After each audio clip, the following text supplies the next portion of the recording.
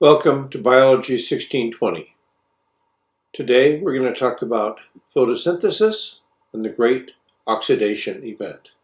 Before we begin, I want to show you some interesting examples of engineering by plants with remarkable arrangements of leaves. Here you see the leaves of Lupinus Arizonicus, the Arizona lupin, showing that the leaves move on a minute-by-minute basis, following the path of the sun in such a way that the receptors here for photosynthesis, the leaf, maximize the photosynthetic rate by maximizing the leaf's exposure to the direct rays of the sun. On the other hand, we can go to the Amazonian rainforest of Brazil and find Coco loba gigantifolia with its huge 6-foot-tall leaves. You certainly don't want to be under one of them when they fall from the tree. The fundamental concept associated with today's class on photosynthesis and the great oxidation event is that the evolution of oxygenic photosynthesis ultimately raised oxygen levels and enabled the evolution of aerobic organisms. That had not happened until the time that oxygenic photosynthesis evolved. In part 1, we're going to talk about life develops a means of storing sunlight's energy. Here we have the time chart of the geological history of our planet, going back 4,000 million years. And we have evidence, as we showed in the Origins of Life lecture, that photosynthesis, intact photosynthesis, occurred about 3.7 to 3.8 billion years ago, 3,700 million years ago. We don't know what organism existed to do this, but what we do know is that this photosynthesis was taking place in photoautotrophic organisms shown with the yellow arrow.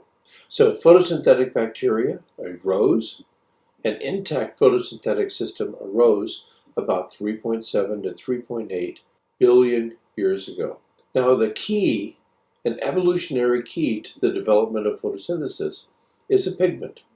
In this case, the pigment is chlorophyll, and the pigment has the capacity to absorb light, get excited, and emit an electron in a charged state, and then transfer that electron through a series of electron transport chains, during which time ATP is synthesized. These proteins are connected to each other and are transferring the electrons along an energy gradient. And here you should remember the electron tower. All electrons are returned to the chlorophyll so that it is once again reduced. So it's oxidized, transfers its electron, and then gets reduced. This is known as cyclic photophosphorylation. Reaction centers are specific chlorophyll molecules that can capture the energy from the sunlight. This chlorophyll molecule couples with many proteins in an arrangement known as a photosystem to generate ATP and NADPH. Here you see the reaction center and then this protein complex. The number associated with a chlorophyll indicates the peak wavelength which is absorbed. In this case, it's 840 nanometers in the near infrared region of the spectrum. We have two kinds of reaction centers, type 2 reaction centers and type 1 reaction centers. Type 2 reaction centers are characteristic and found throughout purple bacteria, whereas type 1 reaction centers are common in green sulfur bacteria.